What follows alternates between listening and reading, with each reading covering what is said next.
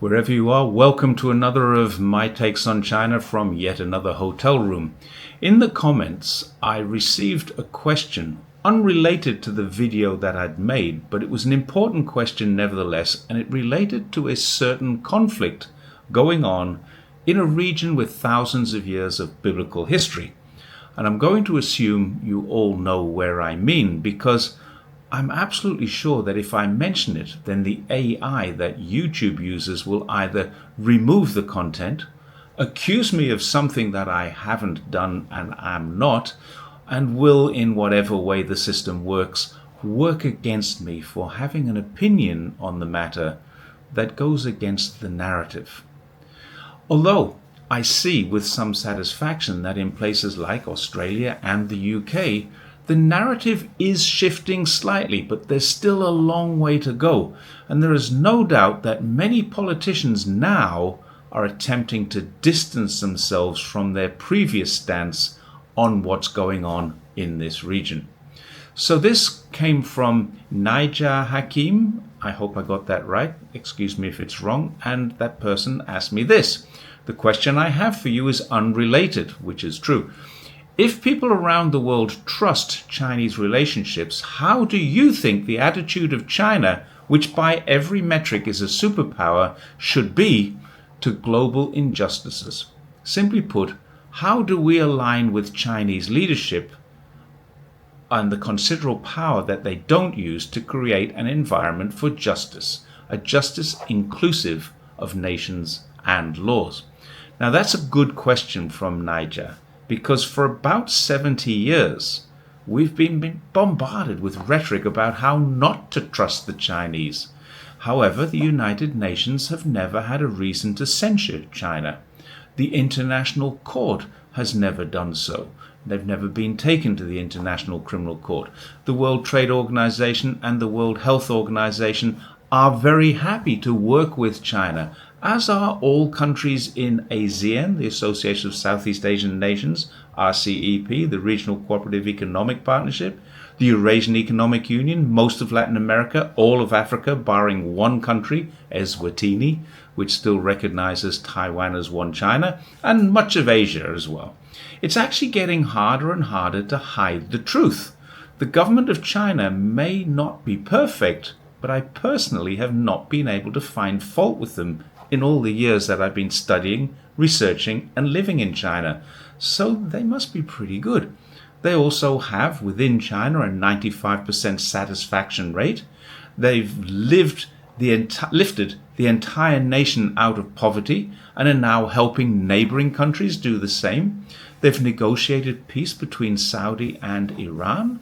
They host Pan-African congresses where the leaders of 53 of the countries there are 54 in Africa, all attend. And if you read their State Council Information Office bulletins, which are easy to do because they are in English, you'll see that they host different leaders of different countries every single week. Now, none of this is told to us by Western media. And as I said in my reply, it's a matter of trust. Do you trust Western governments and Western media to tell you the truth? Or will you research the above information that I've just given and try and prove me wrong? Now, for Nadia, I even offered the challenge that I hope they do research, because an inability to prove me wrong will lead everybody to the correct answer. Now, what the question was really about was not about trusting China. It was about the region that I mentioned with the biblical history. Unfortunately, many people, including me, need to self-censor on platforms like YouTube because they will block, suspend, and even close accounts that mention certain words.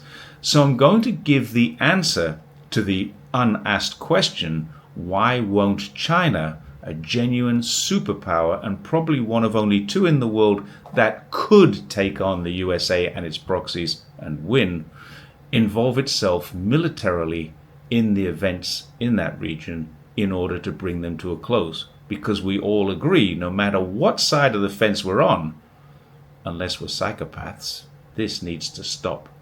Only a madman would think otherwise. So here's my answer. Of course, I don't speak for the Chinese government, nor can I even assess what their official stance on this is, except its non-interference. I can only give an opinion based on my knowledge of what China's governance is really like, rather than what Western media and politicians perceive it to be like. There is no doubt at all that China has the military means, the international support, and the credibility to do something. There's also no doubt that hundreds of thousands of people there in that region wish them to do so. But, in my opinion, there's no doubt at all that China will not intervene militarily.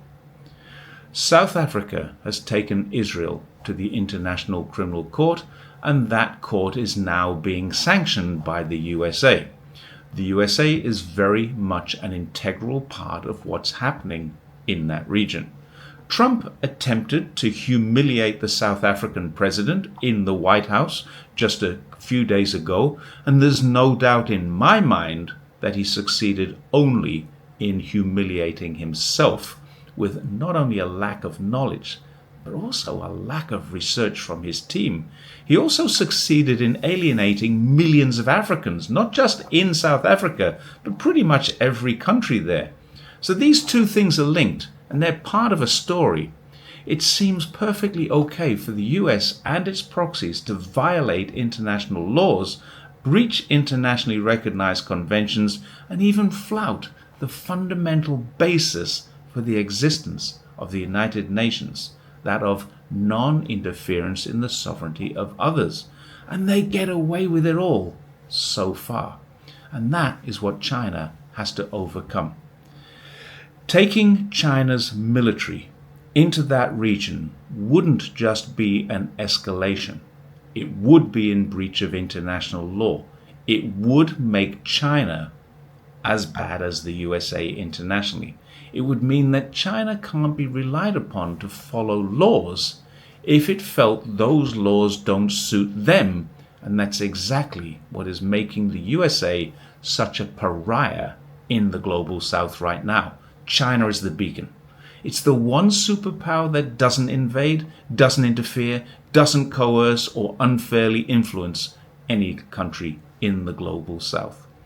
It would also be a breach of the UN Charter, and that's something China hasn't done in its history. China applies to and abides by the laws and conventions it has ratified. So superpower or not, even if China were to enter the fray, it would actually make matters worse. In the short term, there might be benefit for people in the region, but I don't even think that would be true. Unless the UN does something about this, then China's hands are legally tied. China has a huge military, but as the so-called experts keep pointing out, China doesn't have seaborne troop carriers. It doesn't have airborne refuelers. It doesn't have the capacity to renew supplies and logistics over great distances. And the experts criticize China for these shortcomings. But they're not shortcomings at all. China's military is designed to be defensive. They need supply chains and airborne refuelers to operate around the globe, but they don't need them because they only exist to defend China, not to exert power. So if China were to enter a war zone on the other side of the world, they would almost certainly not be able to win over time. And that would not only make them more vulnerable at home, it absolutely wouldn't help the people of the region where they need it most. That's a problem. I may be a little too cynical here, but if I were to say it's something the US would love China to attempt, I don't think I'd be far off the mark. The real experts, not the fools cited by Fox News and the like, the real experts understand that China's capabilities are defensive, and to go on the offensive to prevent further deaths in a region so far from home would be the dream of the Pentagon. They would know that China is weakened at home and they would escalate all over the world in places like Iran, which is a friend to China, Taiwan, which is part of China, and Russia, which is an ally of China. They know this. Honestly, though, I don't have a solution. If anyone does, they should put it to the public forum, and they could ask China or point it out to China to consider it. But China entering this conflict is definitely not the answer. That solution has the potential of subjecting the world to a terrible fate that would be as bad as the region, but much wider than the issues those people are now facing, terrible as they are. So if people ask you why China isn't engaging, point out that they are. They're dropping humanitarian assistance into the region. They have hosted the leaders. They've negotiated peace in other parts of the Middle East, or West Asia as it should rightly be called. But they don't have the military capacity to send troops around the world in the way that the USA does. And if they were to try it, they wouldn't win. The situation would be worse, not improved, and the entire world would be more unstable. Even though it's unstable now, it would be even less so if that were to happen. If there is more that China can do, I don't know what it is, and I'm sure behind the scenes they're doing everything they believe they can do. But of course, if you have other suggestions, please put them into the comment section, as long as it's not they need to get involved, because I've just explained why I don't think they should get involved. So on that very sad note, I'm going to leave you and wish you all the best. I'm on a 120-kilometer bike ride tomorrow, so I'm going to try and catch an early night, and I will see you next time. Don't forget, like, share, subscribe, and bye for now.